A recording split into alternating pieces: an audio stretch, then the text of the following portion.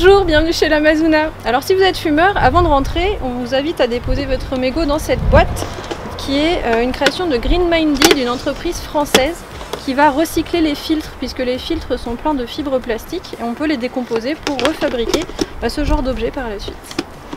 Je vous emmène. Pour les masques, en ce moment, on a fait simple, du tissu made in France, et chaque pôle s'organise pour qu'on fasse une lessive par jour pour en avoir toujours des tout propres. Pour les nouveaux arrivants, on leur fournit au choix un livre sur le zéro déchet en format texte ou en bande dessinée pour que tout de suite ils comprennent pourquoi on fait ce qu'on fait chez l'Amazona. Et pour les aider dans leur démarche, s'ils n'y sont pas encore tout à fait, on leur offre à tous une gourde. Alors côté papeterie, il y a aussi des vrais enjeux en entreprise. Du coup, on a trouvé des fournitures made in France, hop, comme ces carnets, évidemment sans couverture plastique. Et pour tous nos classeurs, vous savez, les fameuses pochettes transparentes, on peut les remplacer par une version en papier, qui en plus c'est beaucoup plus agréable sous la main.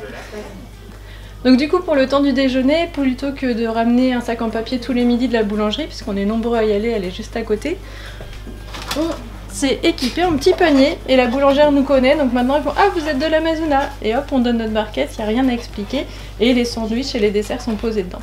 Pour ceux qui déjeunent sur place, on a acheté de la vaisselle de récup.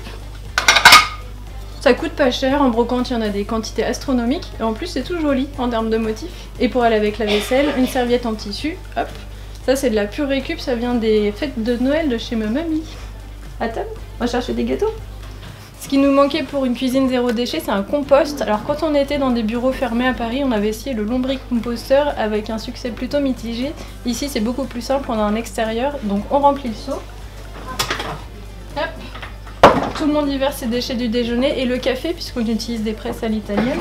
Tout va dedans, et merci à Nathan qui le vide une fois par semaine.